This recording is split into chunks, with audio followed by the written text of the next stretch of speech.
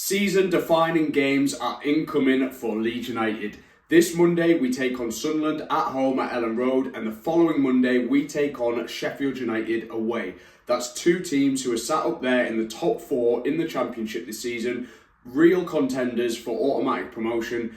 It doesn't get much hotter than this. For competition, it is red hot right now. I don't know how it's going to work out. I don't know how it's going to play out. But today, Daniel Farke did his pre-match press conference ahead of Monday's game against Sunderland. I've watched it, so you don't have to. I've gone through, I've made some notes. It was about half an hour long. There wasn't anything major in there, but there was lots of little key topics that I want to get into. So, just a little reminder as well, tonight, 7 p.m. on my channel, there will be the His Name is Junior mini documentary vibe video going up, similar to the Dan James one I dropped last week. There'll also be a version on my TikTok channel as well that'll be slightly different, but similar story. Anyway, back to the press conference. So, injury news. Voba has had his surgery. He's going to be back in 6 weeks, we know that. And then, to absolutely no shock to anyone, Patrick Bamford did not return to team training on Wednesday as planned because he's had a setback with his recovery. It is frustrating because when I talk about it, I feel like I don't want to be adding to the conversation of the Bamford situation because we can't get rid of Bamford until 2026. He's got a contract. It's going to happen. We're actually going to have to pay him more money if we get promoted because he'll go back to his 70 grand a week contract rather than on his 50% he's on in the Championship. But he's injured again. Like, this hamstring injury is ongoing. I don't understand because with soft tissue injuries, I just feel like it shouldn't be as recurring as this is. They should be able to figure something out, but I'm not a physio. I'm an athletics coach. I've dealt with hamstring injuries before, but to this extent, I don't know. I just don't understand it. Anyway, that's for another day. I just wonder if he needs surgery on it. I don't know, but this is just going on and on and on. So yeah, he will go back into individual prehab for 10 days and return to team training post the Sheffield United game. Is it rare to have so many players fit at this stage of the season is what Farke was asked next. And he said, yes, it is. It is crucial to have as many players fit and healthy as possible. We were very unlucky earlier in the season where we did have injuries to like Gruev and Ampadu, like long-term injuries, some of them as well. Whereas right now we have two players out who, let's be honest, aren't really involved at Leeds United anyway this season. So we are in a really, really good position.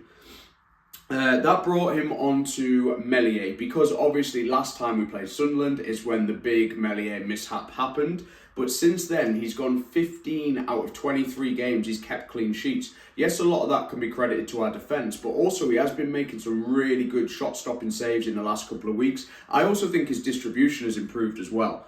Farke said after a shaky period, he's worked very, very hard in training. The last few weeks, he's been really switched on, really focused, and he's needed that because there are times in games where the first shot he gets against him is in the 60th minute and he's pulled off some really impressive saves. Yes, it's his job to do that, but yeah, I still think Melier has played a role at Leeds. He isn't going to be, the points that we maybe dropped because of him, that's not going to be make or break, I don't think. It's a team performance, and yes, Melier made mistakes, but others have missed open goals, and it happens across the season. Players miss penalties, all sorts happens. But I kind of want to move away from the negative Melier conversation, just focus on what he's doing now. And Farke reminded us that actually last year he was in the Championship Team of the Year, and he is a good goalkeeper. Where are we at? So, he moved on from there to Sunderland, and he was asked, obviously, are you aware of how many goals Sunderland score from their defence, and what are you going to do about that? And is he worried? He said, no, we know they have these skills, we will be switched on, and we will try and control them.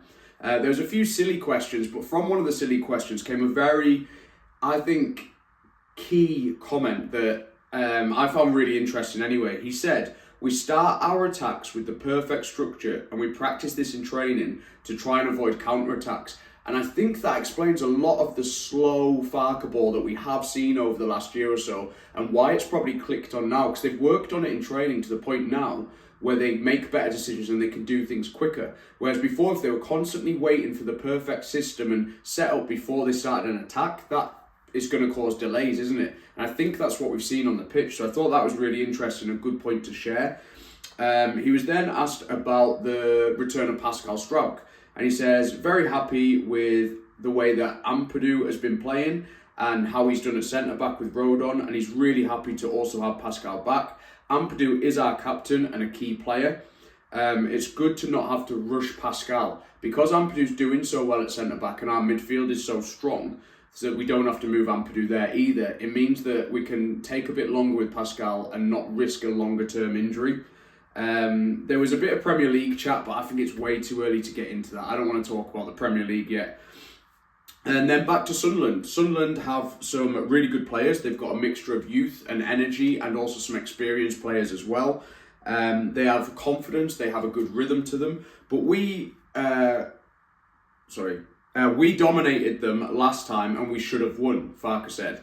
It will be tricky and we have to pay attention to the little details. We have to be focused and we have to be really decisive. It's going to be a tight game. And decisiveness is really key. We have to take our opportunities and we have to punish them if they give us those opportunities. So that's where we're at going into the Sunderland game on Monday. Going to be really interesting to see what happens over the weekend with Burnley's game and Sheffield United's game, but there's nothing we can do about them. We've just got to focus on making Elland Road absolutely feral on Monday night and taking the 3 points.